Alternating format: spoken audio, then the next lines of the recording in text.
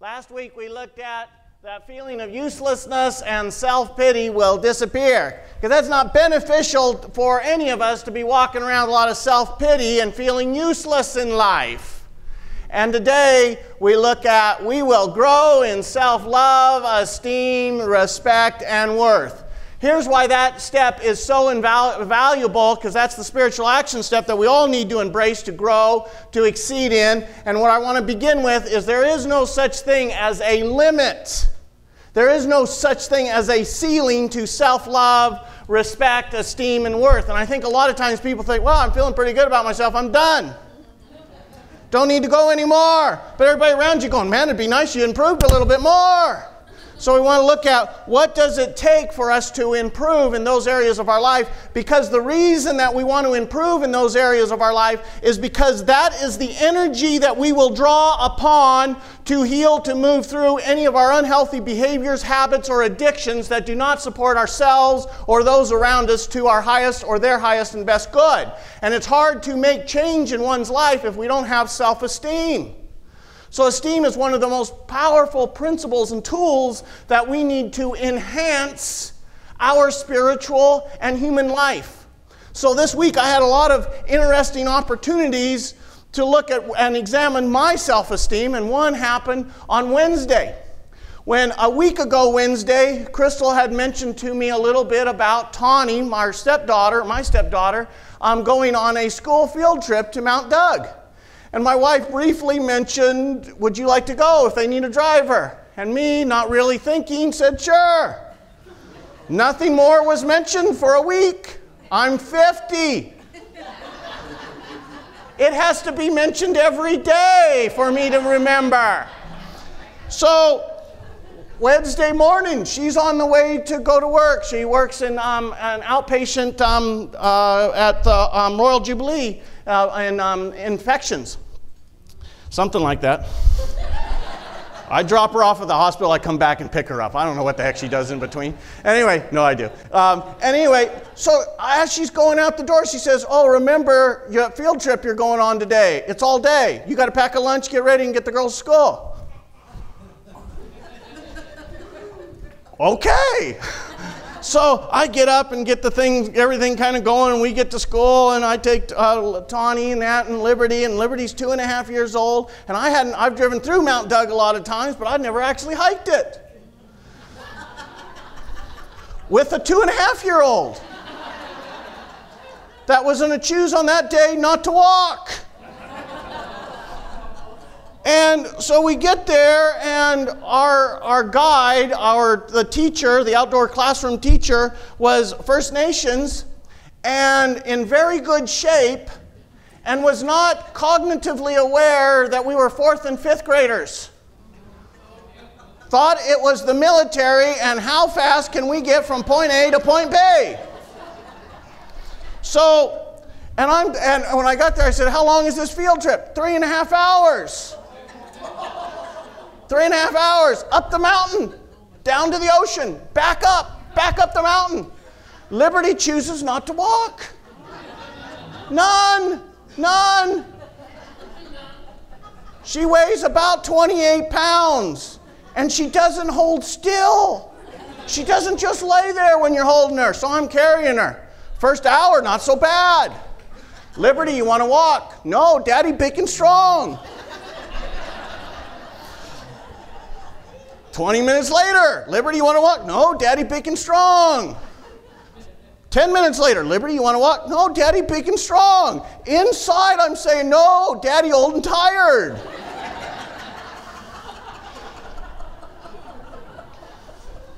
So 5 hours later, we're done. I'm done. Then the next day, Thursday, my wife fixed a big pot of bean soup. We had them. They were very good. Later that day, I'm riding with Liberty on the bicycle in the open air, trying to be cool about it. I'm releasing some air from the beans. Liberty's in her little bike seat behind me. The wind's blowing. I think I'm cool. I'm okay. Crystal's next to us on her bike. Liberty looks at her. Daddy, poo-poo farts.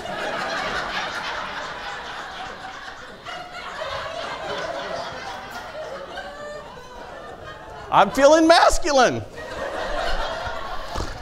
Little kids, man, they'll keep you in your place. I'll tell you, when it comes to looking at our self-esteem, it's really an awesome opportunity to examine ourselves. And one of the healthiest parts about self-esteem is being able to laugh at ourselves and not feel so shallow about ourselves and so low about ourselves that we can't have a good laugh at our life and where we're at and what we've done and what we've gone through. And so what I want to share with you is why self-esteem is so important to us on our road to recovery is without good self-esteem, it is almost impossible to overcome any behaviors that aren't supporting us or those around us to our highest to their highest and best good. So, just to set up a little bit about our childhood, if we grew up in a home where conditional love was practiced, meaning that we were only accepted, nurtured, praised, encouraged when we were so-called good. And you define what that good is for your own self. And it's during those times of being good that we were appreciated and affectioned and we were nurtured and praised. Hopefully that was taking place when you were doing those things. And so what it taught us is that when we're good, others feel good about us. That's really key. When we're good, others feel good about us. So which in turn, that little thought there, what it teaches us is that only when we feel good should we feel good about ourselves. Wow, so then where does the time and moments in our life where we don't feel so good about ourselves begin to fit in? Oh, I can only feel good about myself, and when I do, then it's then that I'm nurtured, or then I'm appreciated or valued. So if we grew up, though, in a home where conditional love was practiced, what happened when we were bad? Whatever bad was defined, however that term was defined in your house. Were we then shunned or ignored or devalued or not paid attention or not praised? We learned that only part of us then from that was lovable. So what about the other half of us? If only half of us is lovable, what about the other half? So then what we learn to do is to gravitate to only that half. That's the good side. And so what happens is we begin to shift the balance of who and what we are. And it's then that we teach ourselves then that we can only feel good about ourselves when what? We're feeling good. So what that says is, if you're feeling bad, you're having a bad day, a bad moment, a bad week, a bad relationship of 20 years, that was funny. I'll pause.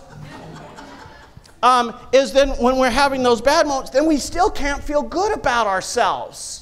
And you see, if we believe that when we're feeling bad, that we're not good people still, in spite of having bad feelings, bad moments, down times, feeling negative about a situation or critical or judgmental, whatever it is, then what we begin to do is not feel guilty, but we begin to feel shame. And shame is the number one opposite energy to good self-esteem, self-worth. Shame is believing that we're bad people doing bad things.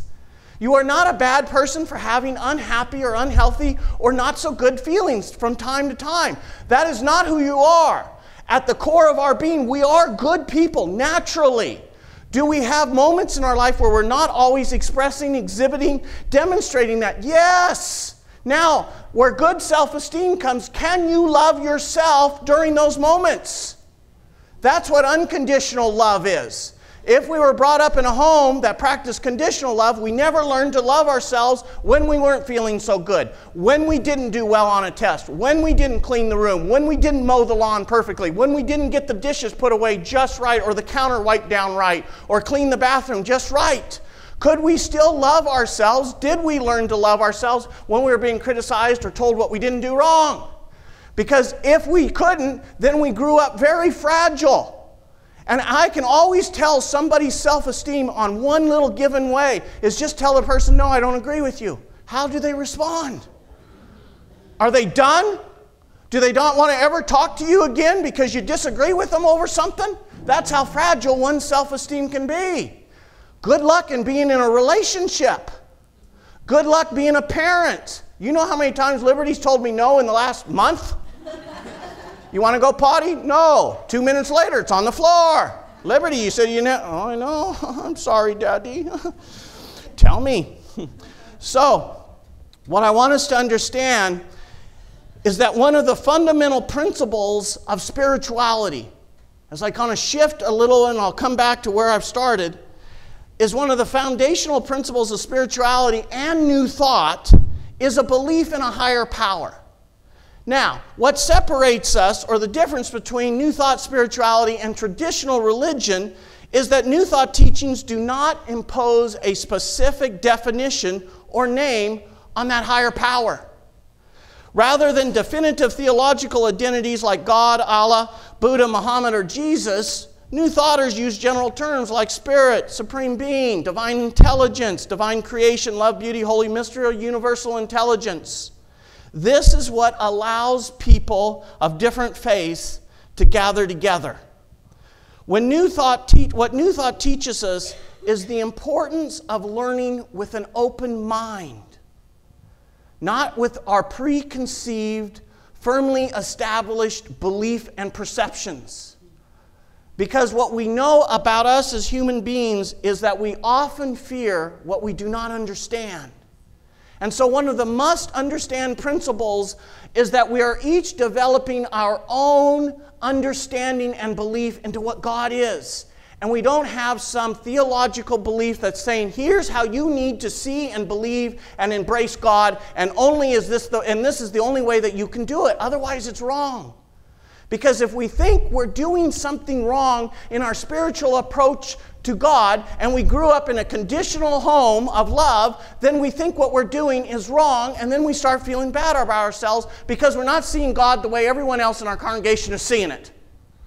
How many of us previously sat in a church at times in your life growing up, and you just couldn't quite get the concept that you were being told about how you needed to see God, and you felt like you weren't doing something right. And so you thought, wow, there must be something wrong with me. I mustn't be a good person. And that's what I love about New Thought. Growing up and being raised in it and born into it, I never had to fight that conception or perception about God. And that's one of the beautiful blessings that my children are having. They'll never have to fight their understanding or belief or intuitive guidance and insight into what God is. And when we can move past that, then we begin to absolutely celebrate how glorious God is within us, and that God is how we see, believe, sense, feel, and experience it, not how somebody else is telling us it should be seen or thought or experienced. That's what I love about what New Thought is.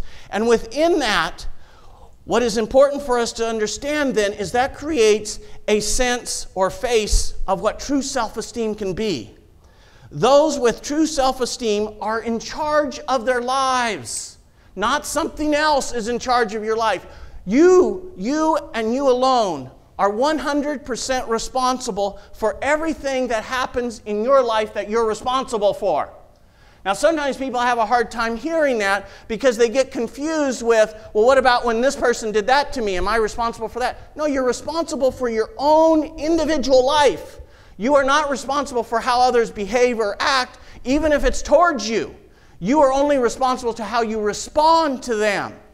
You, though, and you alone are responsible for what? Your health, your finances, your living conditions, your career, you and you alone, your relationships, your children. You are responsible for those things in your own life. And too many times we put what? The responsibility in somebody else's lap. You're responsible for my happiness. You're responsible for my unhappiness. You're responsible for my joy. You're responsible for my depression. You're responsible for my financial situation. You're responsible for my lack of finance. We don't take responsibility for our life.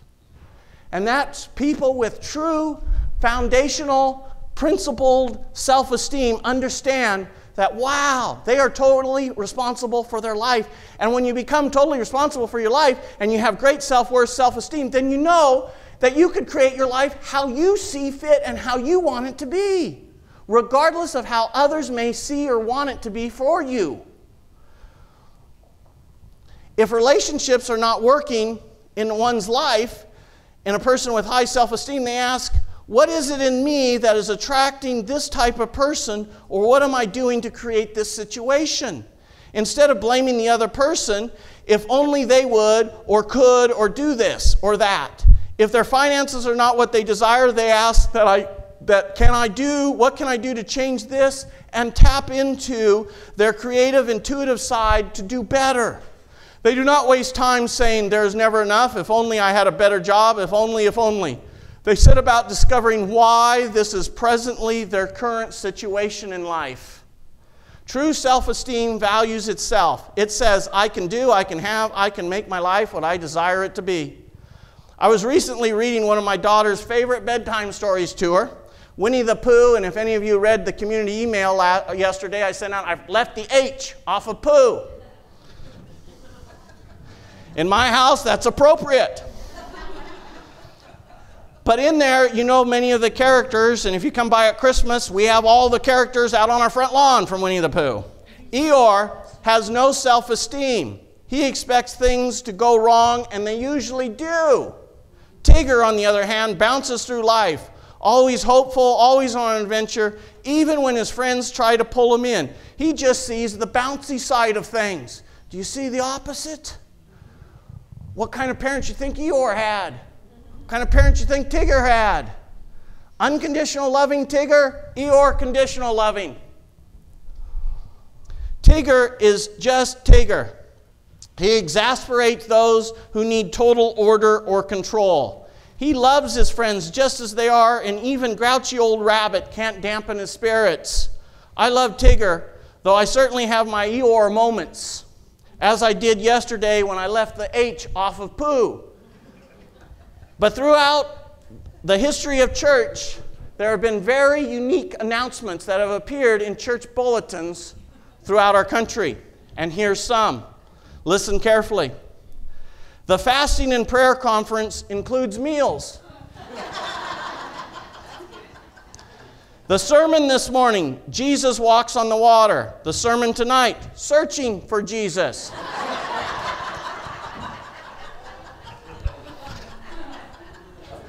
Ladies, don't forget the rummage sale. It's a chance to get rid of those things that are not worth keeping around the house. Bring your husbands.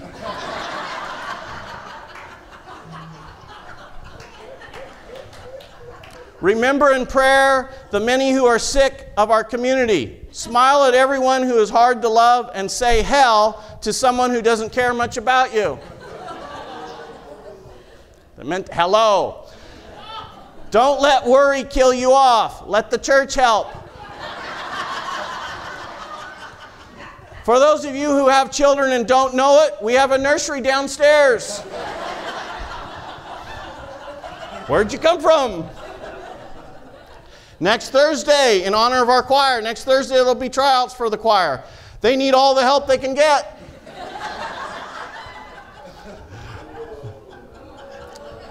Irvin Benson and Jesse Carter were married on October 24th in the church. So ends a friendship that began in their happier school days.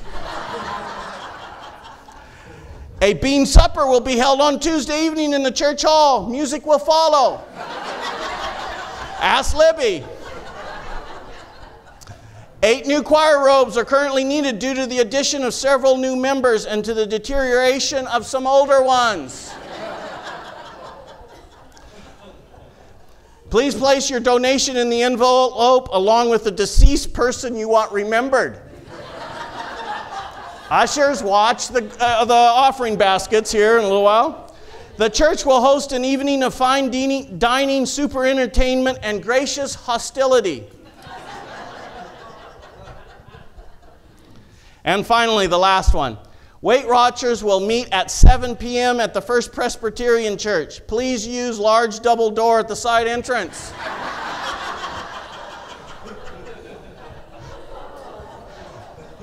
So as I said earlier, one of the most important attributes of good self-esteem is it allows us to laugh at ourselves. So how often do you spend laughing at yourself? Or are you so fragile that it's hard to? Heck, half my sermon is laughing at myself. Yeah. So what I want to kind of shift gears here for a moment, and I'll pull it all together here in a moment, but I want to shift gears for a moment, and I want to open your mind to a bigger picture of why our self-esteem is so important and how it can actually dictate the flow and the energy and the direction our countries are going. Do you know, for instance, that governments have a way of measuring a nation's self-esteem? Do you know that? The US and Canada have software programs that allows them to, in a sense, take the temperature of the country. What I mean is it allows a national emotional state to be quantified. It works like a cosmic consciousness barometer. The software programs use a data field of the nation's communications. What are our nation's communications? From cell phones, text messages, email, Facebook, etc.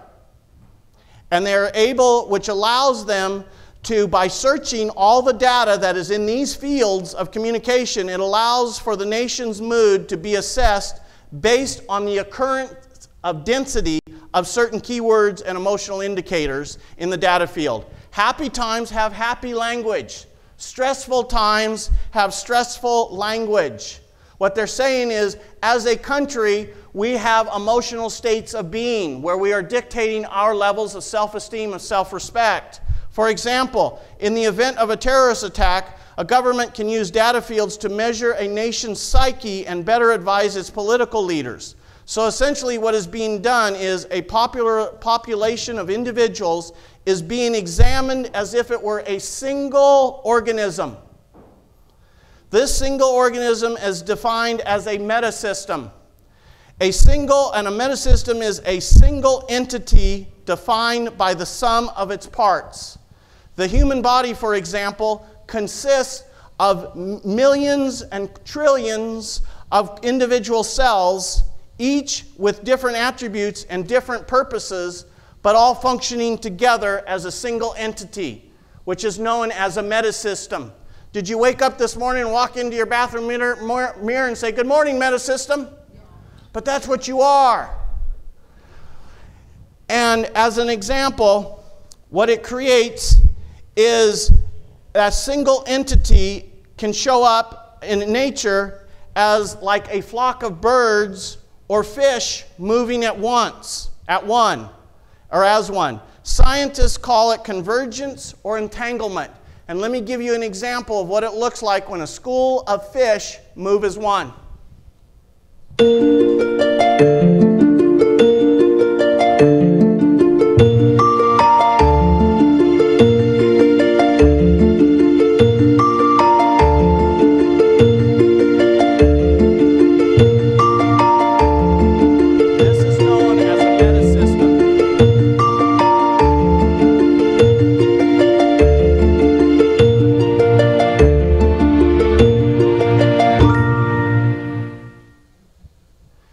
This software that allows the governments to analyze the temperature of a nation is designed to help government agencies better evaluate and respond appropriately to wild-scale crises, pandemic diseases, national tragedies, terrorism. This software can also be used in other directions, perhaps to take a snapshot of the national mindset and predict the outcome of a national election, or the direction of the stock market will move on opening bell, or the price the consumer will pay for a liter of gas. However, software such as this poses also an ethical dilemma. This type of software can easily be abused. For those who have it have access to powerful information not available to every one of us. But let us compare this concept to a flight simulator program. Some users will practice flying first aid missions into undeveloped countries. Some users will practice flying passenger jets into skyscrapers. Knowledge is a tool, and like all tools, its impact is in the hands of the user. Why I share all this with you is Metasystems software allows scientists to calculate the weight of an entire sandy beach by weighing 1 grain of sand at a time. As we know, 1 little grain of sand has mass. It's a very small mass, but mass nonetheless. And because this grain of sand has mass, it therefore exerts gravity. Again, too small to feel, but it's there. However, if we take trillions of these little sand grains and we let them attract another to form, say, the moon, then their combined gravity is enough to move entire oceans and drag the tides back and forth across the planet. Are you with me?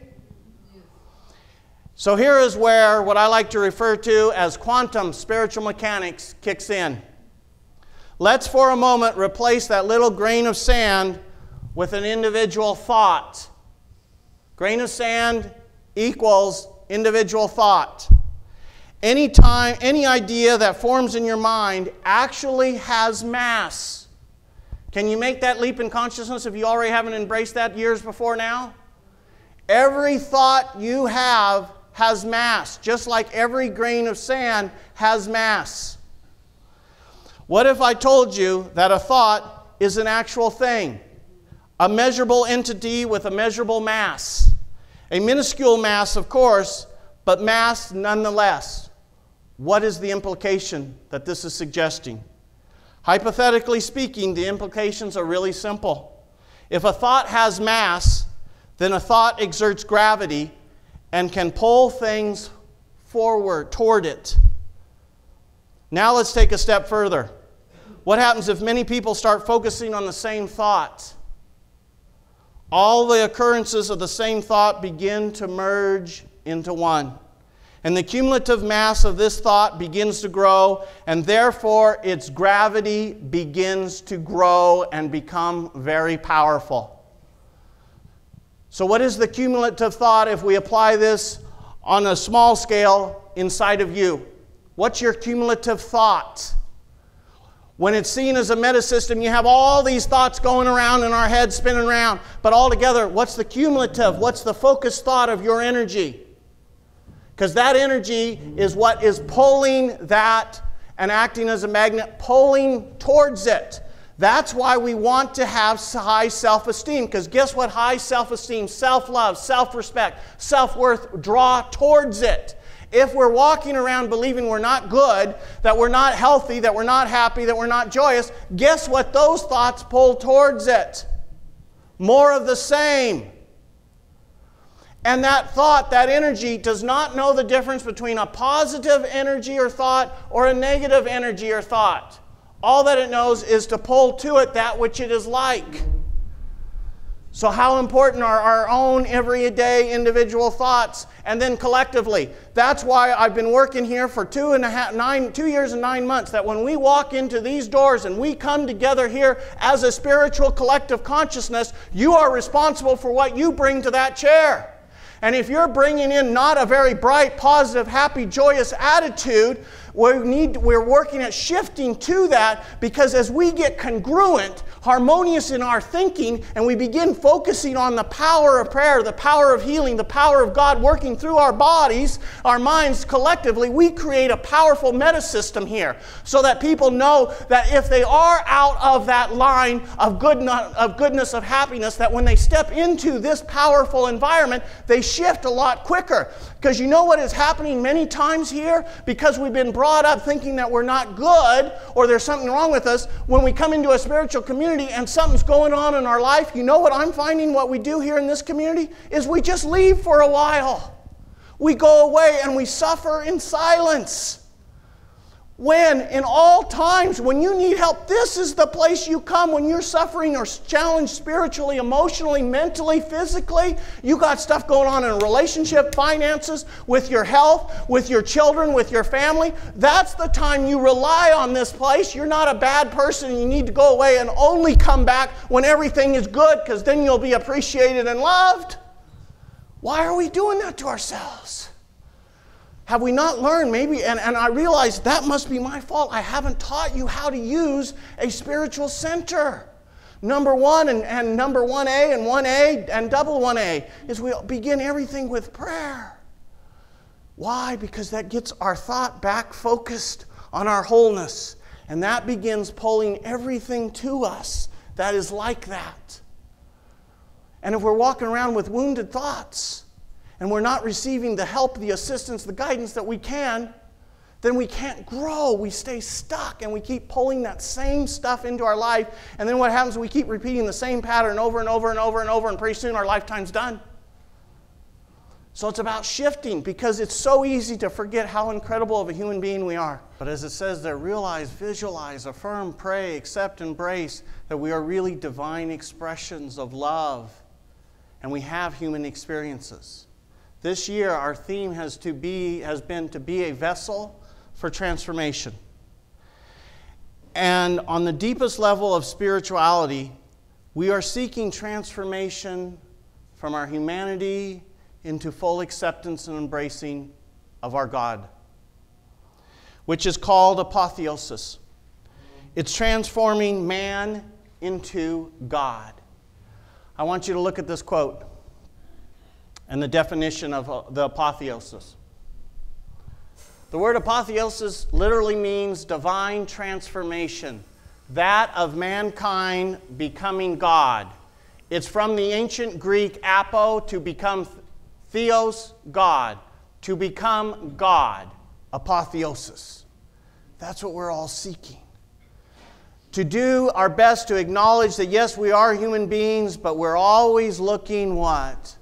Forward, upward, and onward. Into understanding that we are these great, beautiful beings that are expressing more and more of who and what we are, and the more of that goodness that we express, the greater our sense of transformation becomes. And the greater our transformation becomes, the more likable we become, and the more likable that we present ourselves to others. And before long, we realize that we're one of these incredible metasystems, and when we walk into a room, man, we're focused on love. Imagine having a room full of people that all we walk into is a singular thought of love. How beautiful can that transform and shift our James Bay community, and reaching out into Victoria and on beyond and filling the island and outward and outward? What if we begin to have a country that was focused solely and primarily on love, so that our politicians, our government leaders are making decisions from love, our business people, our corporate leaders are making decisions from love, and it can shift as we become more focused on that beautiful premise, which is the most powerful foundation to all of our esteem, which is that place of self-love, of loving ourselves and our divinity in and through that infinite presence that we call Spirit, Love, Beauty, Holy Mystery, God. Let us pray.